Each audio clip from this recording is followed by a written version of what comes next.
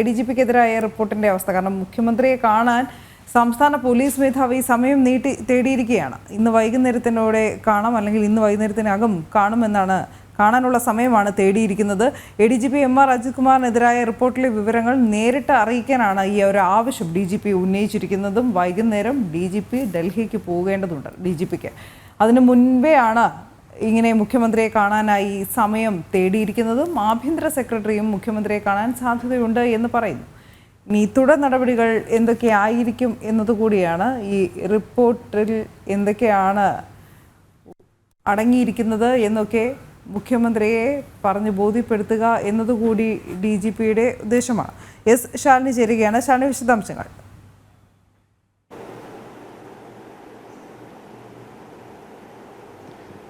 അനു സൂചിപ്പിച്ചതുപോലെ ഇന്നലെ രാത്രിയോടുകൂടിയാണ് ADGP MR Ajith കുമാറിനെതിരായിട്ടുള്ള ഈ അന്വേഷണത്തിന്റെ റിപ്പോർട്ട് സംസ്ഥാന സർക്കാരിന് DGP കൈമാറുന്നത്.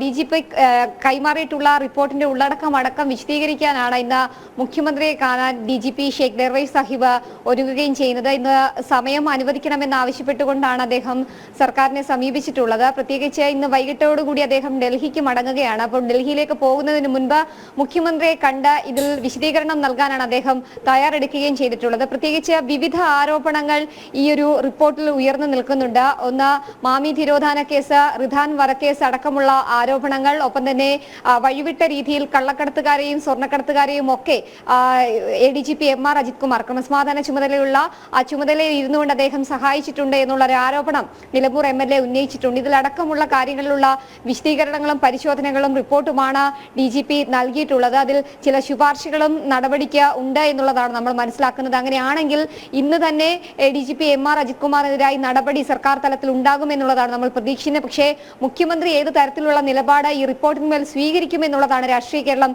ഉറ്റുനോക്കുകയും ചെയ്യുന്നത്. പല ഘട്ടങ്ങളിലും മുഖ്യമന്ത്രി ADGP MR അജിത് കുമാറിനെ സംരക്ഷിക്കുന്ന നിലപാട് സ്വീകരിച്ചിരുന്നു. പക്ഷെ അപ്പോഴൊക്കെ പറഞ്ഞത് DGPയുടെ നേതൃത്വത്തിലുള്ള അന്വേഷണം നടക്കുകയാണ്.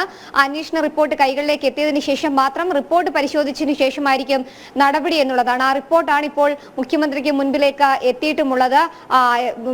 നിലവിൽ തിങ്കളാഴ്ചയോടുകൂടി തന്നെ ഇക്കാര്യത്തിൽ ഒരു അന്തിമ തീരുമാനം തങ്ങളെ അറിയിക്കണം, ADGPക്കെതിരെ നടപടി വേണം എന്നുള്ളൊരു ആവശ്യം CPIയും ഉന്നയിച്ചിട്ടുണ്ട്.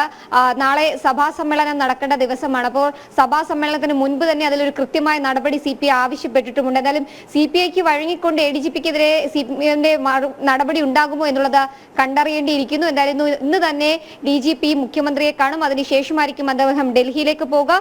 തുടർന്നായിരിക്കും മുഖ്യമന്ത്രി ഏത് തരത്തിലുള്ള നിലപാട് സ്വീകരിക്കും എന്നുള്ളത് നമുക്കറിയാൻ സാധിക്കുക. അനു. ശരി.